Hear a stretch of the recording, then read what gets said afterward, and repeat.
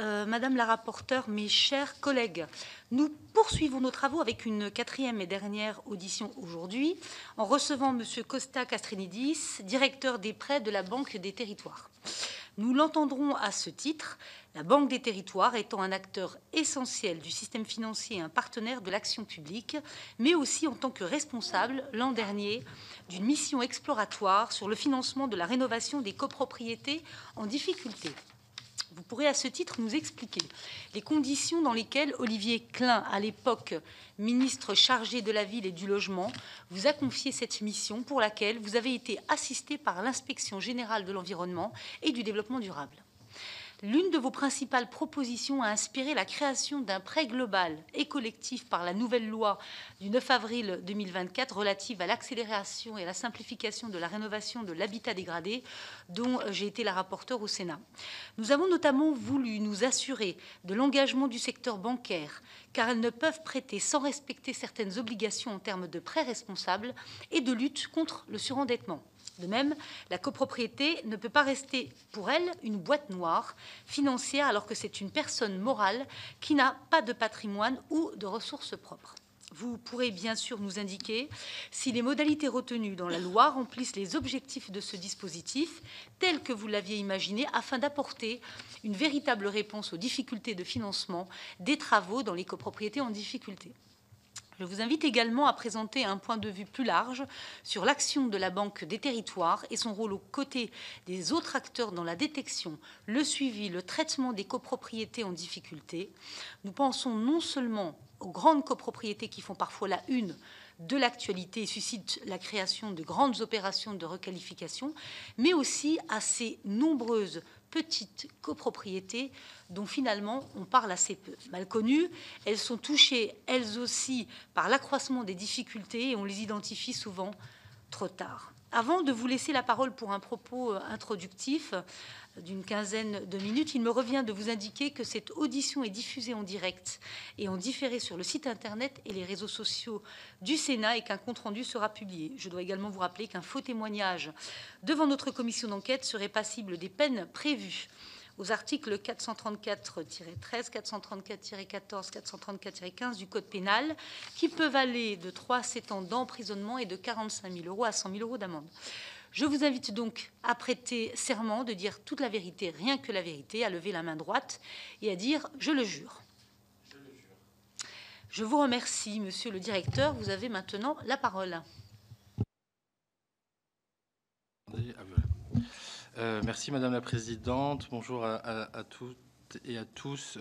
Quelques mots d'introduction avant de passer à une phase d'échange pour resituer effectivement la mission que nous avons conduite, qui est à l'origine du prêt collectif dans la loi qui a été promulguée le 9 avril dernier, et puis pour resituer aussi le rôle plus global de la Banque des Territoires sur la question des copropriétés. Donc, la Banque des Territoires est partenaire du plan Initiative Copropriété depuis 2018. Ces engagements sont matérialisés dans une convention qui nous lie à l'État d'une part et que nous déclinons auprès de l'ANA, convention par laquelle nous mettons à disposition des collectivités locales des subventions d'ingénierie dans le cadre des opérations de redressement des copropriétés dégradées. Nous sommes également à l'origine d'une offre de financement dédiée aux acteurs, aux porteurs de projets qui interviennent sur le redressement des copropriétés à travers un prêt copropriété dégradée, qui est un financement très adapté à la problématique des copropriétés, puisqu'elle s'adresse plutôt à des porteurs de projets bailleurs sociaux, à qui elle permet des différés d'amortissement et des déblocages de fonds qui s'effectuent progressivement au fur et à mesure de la prise de contrôle par le bailleur social des différents lots de la copropriété. Et puis plus globalement, si on élargit au groupe Caisse des dépôts, notre filiale CDC Habitat est un opérateur important du plan Initiative Copropriété à travers une structure CDC Habitat Action Copropriété qui intervient sur 12 des 17 sites identifiés dans le cadre, sites nationaux identifiés dans le cadre du plan Initiative Copropriété. C'est dans ce cadre-là que nous nous sommes vus confier par le ministre du Logement, Olivier Klein, une mission portant sur le reste à charge des copropriétaires dans le cadre des copropriétés en difficulté. L'objectif du ministre était d'interroger les différents dispositifs, notamment de préfinancement et de financement existants sur le marché pour trouver une manière d'accélérer les investissements sur le parc des copropriétés, plus particulièrement des copropriétés en difficulté. C'est un travail que nous avons conduit avec l'appui de l'IEGDD, comme vous l'avez souligné, et en associant très largement les différents partenaires avec lesquels nous sommes habitués à travailler, notamment l'ANA en premier lieu, mais également les différents services au sein de l'État en charge de ces questions. Ce rapport nous a amené à faire un état des lieux des dispositifs existants et à formuler un certain nombre de propositions pour pouvoir accélérer les investissements au sein du parc privé des copropriétés en difficulté, mais pas uniquement. Premier constat de ce travail, qui est un travail, je dois le dire, vraiment passionnant, c'est la difficulté à disposer de ressources suffisamment fiables sur la qualification des copropriétés dites en difficulté et des copropriétés en voie de fragilisation. On a la chance de disposer d'un outil. Il faut rendre hommage au travail réalisé par l'ANA, qui est le registre national des copropriétés, qui est un outil déjà très, très complet, mais qui ne recouvre pas la totalité des copropriétés, notamment les copropriétés comprenant un petit nombre de lots, donc les petites copropriétés que vous évoquiez dans vos propos liminaires, Madame la Présidente, effectivement ne sont pas intégrées dans ce registre, ce qui complexifie l'analyse du phénomène général de paupérisation des copropriétés qu'on pressent être une réalité croissante, notamment du fait du choc inflationniste et des investissements nécessaires à la transformation écologique, mais pour lesquels on est en difficulté d'avoir des chiffres tout à fait fiables. On pourra revenir sur ce point avec peut-être des actions à conduire qui nous paraîtraient utiles pour améliorer la connaissance que nous avons du parc privé.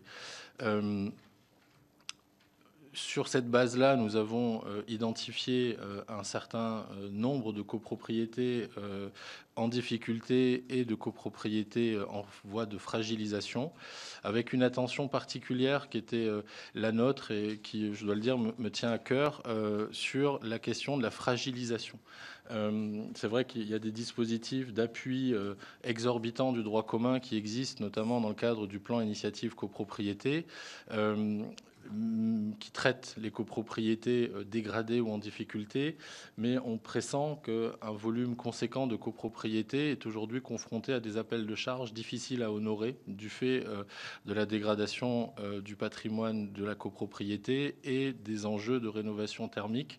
Et la question de la façon de mieux appréhender ce phénomène et d'essayer de le prévenir faisait partie des points d'attention qui nous tenaient à cœur, de manière à pouvoir, d'une certaine façon, cantonner le risque le plus possible et éviter que, au fur et à mesure qu'on traite ce risque-là, on continue en quelque sorte à remplir la baignoire. Donc ce point-là était pour nous un point important dans la manière dont on a abordé le rapport. En faisant le travail d'état des lieux des dispositifs existants, on a tout d'abord identifié sur le patrimoine des copropriétés en difficulté un sujet qui est un sujet lié au préfinancement des aides. C'est-à-dire que finalement, on a un objet qui est la copropriété en difficulté, qui est un objet qui est particulièrement aidé par les pouvoirs publics, que ce soit au niveau de l'État ou au niveau des collectivités locales qui agissent en proximité, mais pour lequel les aides, qui parfois peuvent aller jusqu'à 100% du montant hors taxe des travaux à réaliser, sont des aides qui se débloquent qu'une fois que les travaux ont été réalisés, donc sur la base plutôt d'un service fait. Et ce qui, parfois, dans certaines situations, crée une forme de complexité administrative qui fait que malgré le soutien des pouvoirs publics, les travaux ne s'enclenchent pas. Et donc, il nous semblait important de pouvoir adresser, améliorer, simplifier cette question du préfinancement des aides, donc ce qui était une des mesures proposées dans le cadre du rapport. Le deuxième point de diagnostic, en quelque sorte, que nous avons identifié, c'est l'absence suffisante de financement dédié à la question des copropriétés. Donc de financement de marché, de financement bancaire dédié à la question des copropriétés. Il y a essentiellement aujourd'hui un financement qui est proposé par un établissement bancaire, mais qui présente la caractéristique d'être un financement hybride, c'est-à-dire qui s'appuie à la fois sur une analyse du risque de la copropriété en elle-même et une analyse individuelle de chacun des copropriétaires, ce qui entraîne des délais de traitement tout à fait légitime étant donné la caractéristique du produit, mais des délais qui peuvent être très longs, qui n'aident pas dans l'accélération des investissements, entre 6 et 18 mois dans certains dossiers. Et au-delà de ce financement, il y a finalement très peu de modalités de financement collective au niveau de la copropriété, obligeant chaque copropriétaire à avoir une stratégie individuelle, ce qui crée une certaine disparité entre les copropriétaires qui disposent d'un autofinancement, des copropriétaires qui peuvent avoir accès au crédit bancaire et des copropriétaires qui pourraient être exclus du crédit bancaire.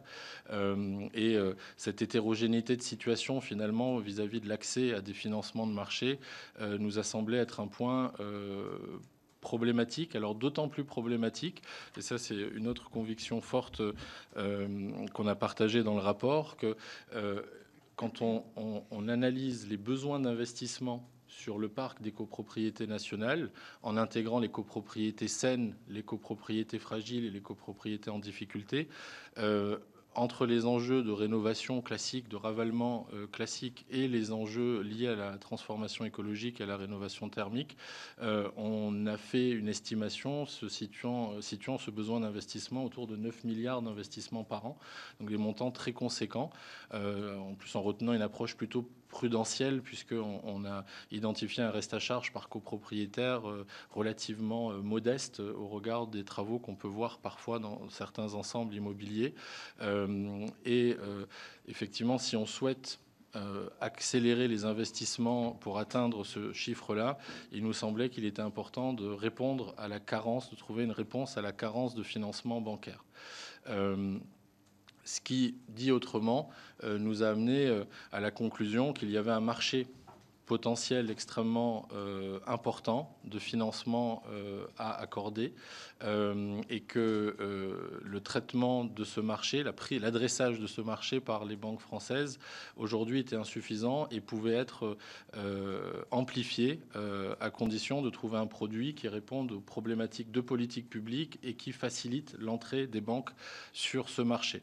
C'est ce qui nous a amené donc à formuler la création du prêt collectif adossé au lot, dont nous nous félicitons vraiment de la prise en compte par le texte de loi promulgué le 9 avril dernier, qui reprend les principales caractéristiques du produit tel que nous l'avions imaginé et qui est aussi très en adéquation avec le modèle qui est aujourd'hui celui d'un pays voisin, la Belgique, qui est exactement organisé de cette matière pour financer les besoins des copropriétés saines. En Belgique, les syndicats de copropriétaires belges, qui s'appellent les associations de copropriétaires, ont la possibilité d'emprunter au niveau de l'association, et il y a un marché adressé par les banques belges avec des organismes de caution qui maîtrisent le risque en présence au niveau de la copropriété elle-même, et ce qui finalement permet des investissements soutenus, dispositif sur lequel nous nous sommes calqués en grande partie pour proposer ce prêt collectif. Alors, Évidemment, comme notre mission portait sur les copropriétés en difficulté initialement, notre question a été de voir comment ce financement collectif, entre guillemets, tout en un, pouvait adresser la question des copropriétés en difficulté.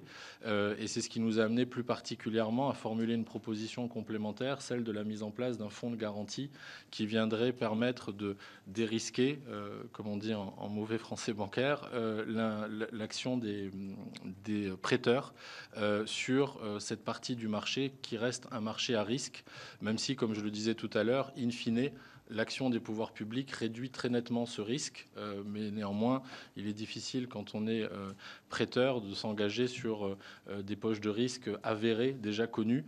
Et donc, il nous semblait qu'il était cohérent que l'État s'engage à pouvoir apporter, par un dispositif de garantie nationale, une réassurance auprès du marché pour pouvoir adresser ces poches de risque accrues. Tant et si bien, en conclusion, dans notre analyse, que nous avons formulé l'hypothèse que, une fois ce marché des copropriétés saines adressé par les banques, d'une certaine manière, il pourrait y avoir une péréquation à l'intérieur du marché des copropriétés qui pourrait exonérer l'État de mettre en place un dispositif de garantie une fois qu'on aurait réussi à avoir un financement de marché sur les copropriétés saines. Autrement dit, une fois que les quelques milliards de besoins de prêts seraient adressés à travers le prêt collectif par les banques commerciales, la péréquation sur les poches de risque pourrait être assurée par le dispositif lui-même, puisque chacun de ces prêts fait l'objet d'un dispositif de caution bancaire, et que le rôle d'un dispositif de caution bancaire, c'est justement de couvrir les aléas et donc les risques. Et donc le dispositif de garantie est finalement, dans ce scénario qui est un peu le scénario idéal, évidemment on pourra en rediscuter, est un scénario, et le dispositif de garantie est un dispositif transitoire qui vise justement à exprimer la réassurance nécessaire de la puissance publique aux côtés des acteurs de marché pour pouvoir intervenir sur le financement des copropriétés. On est aujourd'hui très confiant sur le fait que ce prêt collectif va être déployé sur le territoire. Il y a des travaux en cours chez un certain nombre d'établissements bancaires et des réflexions sur certains organismes de caution, y compris qui interviennent sur des marchés voisins à la France, qui pourraient être intéressés par une insertion au sein du marché français.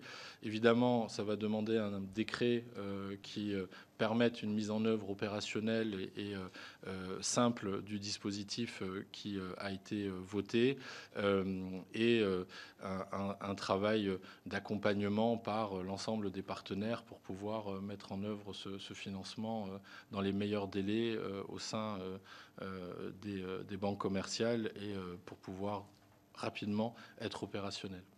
Voilà en quelques mots ce que je peux vous dire peut-être en introduction.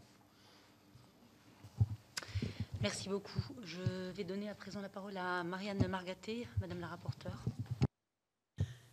Merci pour vos éléments. Moi, j'ai quelques questions pour continuer en partant de ce que vous avez dit. Vous avez notamment souligné la difficulté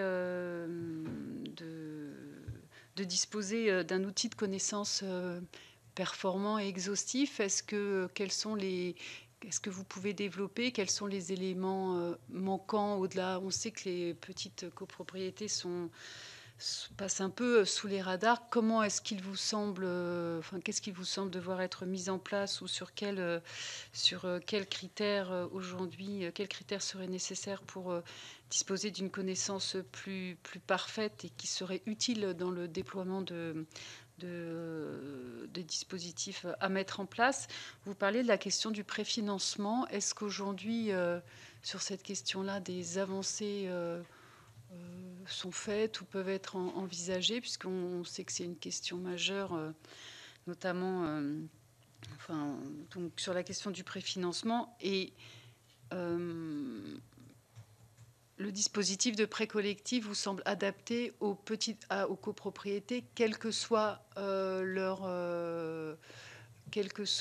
taille et quel que soit leur degré de paupérisation ou pas. Voilà, merci. Merci, Madame la rapporteure. Alors, sur la question de la connaissance du parc, donc pour être assez précis sur le sujet, c'est vrai que, encore une fois, il faut saluer les travaux qui ont été menés par l'ANA pour mettre en place le registre national d'immatriculation des copropriétés. Sur la base de ce registre, quand on fait une analyse sur la base du seuil d'alerte des impayés supérieurs à 20% du budget annuel, on identifie aujourd'hui à peu près 215 000 copropriétés qui seraient au-dessus de ce seuil d'alerte. Donc c'est ce sous-jacent-là qu'on a étudié dans le cadre du rapport, sachant que c'est un indicateur qui ne nous semble pas suffisant pour pouvoir vraiment caractériser la notion de copropriété fragile, puisque le taux d'impayé qui se calcule à une date donnée, et naturellement, un impayé qui va faire suite à un appel de charge élevé, par exemple, crée un biais qu'il faudrait pouvoir corriger. Il faudrait pouvoir rapprocher cette notion de taux d'impayé avec le contexte immobilier de la copropriété et aussi son contexte socio-économique, ce qui n'est pas chose aisée, mais ce qui nous paraît en tout cas être la méthode qui pourrait être la plus pertinente serait de reproduire donc une enquête qui a été menée en 2017 pour la dernière fois, qui est une enquête qui s'appelle Fichier des logements à la commune. Son nom de code, c'est Philocom, qui a le mérite, pour le coup, d'avoir vraiment une évaluation à travers des notations donc de A à D, qui tient compte justement des caractéristiques socio-économiques des occupants, de l'état du bâti, de l'écart entre le marché finalement et la copropriété, et la question des impayés. Mais c'est bien une analyse multifactorielle. Et c'est vrai que la dernière étude datant de 2017, il serait très pertinent de pouvoir la relancer aujourd'hui à l'aune de ce qu'on a connu aux dernières années, à l'aune de ce qu'on a connu dans les dernières années, à savoir un choc inflationniste qui est venu nettement accroître les coûts des marchés de travaux et la question de la rénovation énergétique qui vient enchérir également nettement le coût des travaux. Il serait, nous semble-t-il, très pertinent de pouvoir disposer de ces éléments et de pouvoir les intégrer dans le registre d'immatriculation nationale. De la même manière, des données qui appartiennent au ministère de la Justice aujourd'hui, qui touchent à la question du contentieux au sein des copropriétés, pourrait, bien évidemment avec toutes les précautions d'usage, de confidentialité, mais peut-être être utilement versé dans le registre d'immatriculation nationale, notamment pour les contentieux ayant fait l'objet d'une décision de justice. Ça viendrait apporter un faisceau complémentaire intéressant dans l'analyse de la connaissance du phénomène. C'était sur votre premier point. Sur la question du préfinancement, alors c'est un sujet qui nous a semblé important, qu'on avait mis comme première mesure dans le rapport, qui finalement a été adressé dans nos échanges avec l'exécutif par le prêt collectif. L'idée du prêt collectif étant finalement un prêt qui vient déclencher l'investissement dès le départ en intégrant le préfinancement et en permettant de contourner la question du préfinancement, puisque dès lors que le prêt collectif est souscrit, l'ensemble des montants liés aux travaux sont versés au syndicat de copropriétaires qui peut enclencher les travaux et de cette manière-là mettre un terme à la spirale de paupérisation du patrimoine. Ça, c'est aussi un des cercles vicieux qui est à l'œuvre souvent aujourd'hui. Il y a une absence, une dégradation du bâti qui s'empire du fait de l'absence de travaux, Et plus la dégradation du bâti s'empire, plus le prix unitaire au lot s'effondre et plus les copropriétaires, in fine, se sentent spoliés. Donc la question de la manière de pouvoir enclencher les travaux pour mettre un terme à la dégradation du bâti et préserver de la valeur au sein de la copropriété est un point important. Et le prêt collectif, de ce point de vue-là, a le mérite d'adresser complètement la question en permettant un investissement dès le départ. Et puis, au moment où les subventions sont versées, ces subventions viennent se retrancher au financement et réduire la quote-part de chacun des copropriétaires. Donc, c'est vraiment le postulat d'inverser la charge de la preuve, en quelque sorte, et de permettre d'adresser rapidement le besoin d'investissement. Donc, c'est de cette manière-là que la question du préfinancement a été adressée post-rapport. Et enfin, pour la question de l'adaptation du prêt collectif, notamment à la question des petites collectivités, aujourd'hui, dans les petites collectivités, ce qu'on constate de plus en plus, notamment dans les centres anciens, les centres-bourgs, c'est des copropriétés où les règles de majorité sont difficiles à mettre en œuvre parce que parfois il n'y a pas que des propriétaires occupants, il y a également des fonds de commerce, il y a des propriétaires bailleurs qui sont parfois moins impliqués dans le traitement de la copropriété et qui finalement aujourd'hui sont sans solution puisque la seule solution d'investissement passe par un investissement de chaque membre de la copropriété. Le prêt collectif a le mérite de pouvoir finalement rapidement permettre à l'Assemblée générale de prendre position, d'agir avant de voir le parc, le bâti, se dégrader, et le fait que la décision puisse être prise avec un petit nombre de copropriétaires est encore plus favorable puisqu'elle peut permettre de prendre une décision rapidement. Pour nous, c'est finalement à la fois adapté aux grands ensembles de copropriétaires avec des très grandes copros, avec plusieurs centaines de copropriétés, où là, on va éviter l'analyse sur le dossier individuel de chaque copropriétaire, qu'à des tout petits ensembles où finalement, ça peut être une manière d'accélérer le processus de décision et de pouvoir investir plus rapidement. Donc on ne voit pas de cas de situation, en tout cas, liée aux petites collectivités qui rendraient le prêt collectif moins favorable.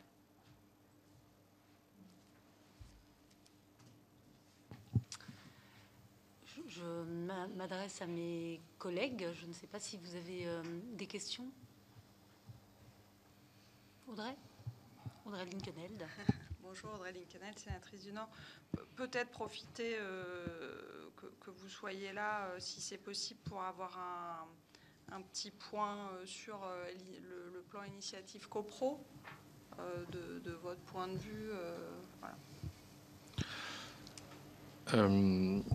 Alors, en tant que partenaire depuis 2018 de l'initiative, on a vu les effets de ce plan sur les sites nationaux au prix d'un effort extrêmement important à la fois de l'ANA, de tous les partenaires. Je citais tout à l'heure CDC Habitat qui intervient sur 12 de ces 17 sites et une implication extrêmement forte qu'il faut saluer des élus et des collectivités locales concernées. Donc il y a vraiment un avant-après ce plan. Il n'en reste pas moins que les outils permettant d'accélérer le redressement des copropriétés concernées étaient insuffisants, en grande partie corrigés par le texte qui vient d'être promulgué et qui devrait permettre de résorber plus vite certaines problématiques qui sont constatées. C'est l'occasion aussi de préciser un point qui nous tient à cœur aussi dans la manière dont les dispositifs qui ont été votés pourraient se déployer. Quand on parle du fonds de garantie, on a évidemment beaucoup regardé le volet financier du fonds de garantie et l'appui que l'État pourrait mettre en place, mais il nous semble aussi très important qu'il y ait en parallèle de la garantie financière une garantie d'action portée par la collectivité locale pour qu'elle s'engage à mettre en place tous les moyens contribuant au redressement de la copropriété. Ça peut être d'intervenir pour favoriser le relogement des copropriétaires sortant au sein du parc social. Ça peut être l'exercice de droits de préemption. Ça peut être la mise en place de mesures juridiques. Et cet engagement-là nous semble un élément également très important, finalement pas monétaire, pas financier, mais qui est un peu le corollaire à l'engagement pris par le fonds de garantie pour dérisquer ces financements.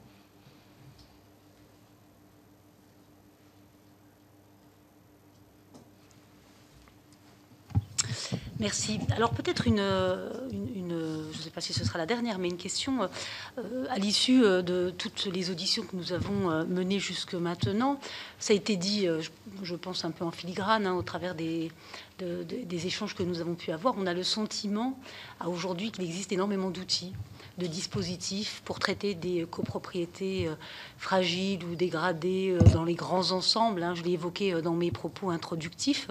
Et finalement, pas assez, ou une politique publique pas assez développée, encore une fois, pour ces petites copropriétés. Est-ce que vous partagez, vous l'avez dit, mais de façon plus claire encore, avez-vous le sentiment aujourd'hui que nous n'allons pas assez loin, que nous n'avons pas assez de réponses, en fait, encore une fois, pour traiter, et je ne parle pas précisément de l'identification que vous avez apportée et proposé, en tout cas des pistes, mais est-ce que aujourd'hui, clairement, on sent, vous avez vu dans les travaux que vous avez pu faire, qu'il manquait véritablement d'action publique.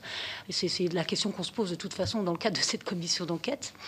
Et puis, je vais aussi évoquer, dans le cadre de cette commission d'enquête, on a eu l'occasion il y a peu d'aller sur le terrain, d'aller rencontrer des maires face à leurs difficultés au traitement de leurs copropriétés dégradées, fragiles, de monopropriétés, qui sont vraiment aujourd'hui ce qu'on rencontre beaucoup dans les petites villes, dans les villes moyennes, et qui nous disent clairement qu'elles manquent d'ingénierie, elles manquent de moyens humains, de moyens financiers, et qu'elles se retrouvent seules, en fait, face à ces problématiques de copropriété ou de monopropriété fragile. Est-ce que, clairement, la Banque des territoires peut aller plus loin encore, pourrait aller plus loin pour accompagner concrètement ces acteurs qui nous disent clairement qu'elles se sentent seules, en fait, face à ces problématiques, parfois dans des communes difficiles? Merci. Avec plaisir, Audrey. Merci, Madame la Présidente. Non, je me demandais, du coup, si dans les dispositifs auxquels vous participez, soit via la banque, soit via CDC Habitat, notamment Action Cœur de Ville, ce genre de choses, s'il y avait eu justement des initiatives de prise, voire financées, pour faire du repérage de ces copros, plutôt les petites, qui échappent au registre, comme vous l'avez rappelé, puisque c'est quand même souvent ça le sujet. Voilà. Et juste, ce n'est pas pour compléter, mais quand même d'ajouter que nous avons bien en tête ici qu'il existe des dispositifs, des OPA, mais qui ne sont pas aujourd'hui suffisantes ou qui sont parfois trop coûteuses. Voilà, pour dire que je ne dis pas que rien n'est fait, mais qu'aujourd'hui, il y a des trous dans la raquette véritablement et que nos maires sont seuls, se sentent seuls. Merci pour ces questions complémentaires.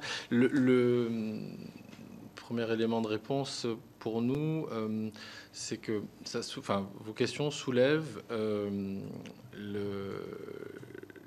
la priorisation que retient la politique publique de traitement des copropriétés. Je l'évoquais dans mes propos introductifs. Aujourd'hui, il y a une urgence de traiter vraiment les copropriétés dites dégradées, celles qui font l'objet d'un suivi national ou local dans le cadre du PIC. Et c'est déjà beaucoup d'investissements, beaucoup d'énergie et un soutien public qui, in fine, est très, très important. La zone qui est moins traitée, c'est cette zone des copropriétés en voie de fragilisation pour lequel probablement les dispositifs préventifs existent, mais sont souvent très locaux. des initiatives dans beaucoup de municipalités qui viennent aider des copropriétés qui ont besoin de réaliser des travaux par des subventions locales. Il y a déjà d'ailleurs pas d'état des lieux de ce qui existe en termes de subventions locales pour traiter ces questions-là, ce qui peut être d'ailleurs aussi en soi une voie de progrès. Et ces objets particuliers que sont les copropriétés en voie de fragilisation, qui peuvent être à la fois des grands ensembles, mais aussi, vous avez raison, beaucoup de petites copropriétés, notamment dans les villes moyennes et dans les centres-bourgs. Aujourd'hui, les dispositifs qui existent sont plutôt des dispositifs à la main des collectivités locales. Nous, côté Banque des territoires, par rapport à l'ensemble de ces politiques publiques, c'est vrai qu'on intervient d'une certaine manière en subsidiarité, c'est-à-dire qu'on soutient les dispositifs qui sont portés par les acteurs qui savent mieux faire que nous, qui sont là pour faire et qui sont légitimes à faire, en l'occurrence l'ANA. Donc c'est vraiment avec eux qu'on a défini la manière dont nos subventions, qui sont en croissance d'année en année, au cours des dernières années, on a apporté 30 millions de subventions à destination de ces opérations d'animation, d'accompagnement des copropriétés. On les a positionnés justement là où les autres acteurs qui interviennent n'ont pas d'offre d'ingénierie. Donc ça, c'est une façon de manière générale importante qui nous tient à cœur à la Banque des territoires, c'est de ne pas venir concurrencer des acteurs qui font, de plutôt d'essayer d'amplifier leur effet levier. Donc c'est de cette manière-là qu'on s'est positionné. Dans le cadre des dispositifs comme Petite Ville de demain ou Action Cœur de Ville, vous le savez, on est un des partenaires importants. On apporte beaucoup d'appui, notamment là aussi de crédits d'ingénierie pour pouvoir mener des études. Certaines études qui sont menées sont des études qui portent sur l'habitat ancien, l'habitat privé, l'habitat dégradé. On peut être amené à accompagner des bailleurs sociaux qui sont sollicités pour intervenir sur ces territoires-là en apportant des financements. On peut être amené à financer des collectivités locales qui vont intervenir sur la requalification de cet habitat ancien. Ça fait partie des interventions qui sont pratiquées sur certains projets au sein du territoire. Ce qui pourrait être intéressant, certainement, c'est d'avoir un meilleur partage des projets qui ont pu être menés par endroits pour mieux donner à voir aux élus les solutions qui ont pu être trouvées. Donc ça, c'est un point, effectivement. Et puis, il y a la manière dont les bailleurs sociaux peuvent intervenir sur ces questions-là, y compris sur des territoires dits détendus, et certainement aussi une piste qui pourrait être approfondie, amplifiée, qui serait assez cohérente avec le savoir-faire des bailleurs sociaux. On le voit dans les grands ensembles, dans les QPV. Souvent, ce sont les bailleurs sociaux, in fine, qui vont assurer la maîtrise d'ouvrage des opérations. Dans les centres anciens, cette option est parfois utilisée par quelques collectivités qui vont mobiliser leur office local, par exemple, mais certainement, il y aurait là matière à en faire plus. Et c'est vrai que dans le cadre de tout ce qui est mené, notamment aux côtés de la NCT, en animation de ces programmes, il pourrait être renforcé le volet habitat privé pour favoriser des meilleurs partages de connaissances, de bonnes pratiques. Et quand un outil a été mis en place par endroit et qu'il fonctionne, mieux le faire connaître serait effectivement assez pertinent. Sur la question du repérage, c'est un sujet que de notre côté, on n'a pas regardé en tant qu'opérateur du repérage, mais je vous rejoins, ce serait certainement utile de pouvoir mieux investiguer sur cette question du repérage et peut-être d'insérer ça dans les réflexions sur la connaissance du parc, de ne pas avoir une connaissance statique, mais vraiment de pouvoir être dans la prévention en identifiant les poches de dégradation probables. Merci beaucoup, monsieur le directeur. S'il n'y a pas d'autres questions, nous tenons à vous remercier pour votre disponibilité, pour vos contributions. Et juste, je vous précise, vous le savez certainement, la commission d'enquête, en tout cas, sera terminée le 31 juillet. D'ici là, un rapport sera présenté. Mais d'ici là, on aura l'occasion de se croiser à nouveau, j'en suis sûre. Merci encore. Merci, Madame la Présidente. Merci à tous. Au revoir.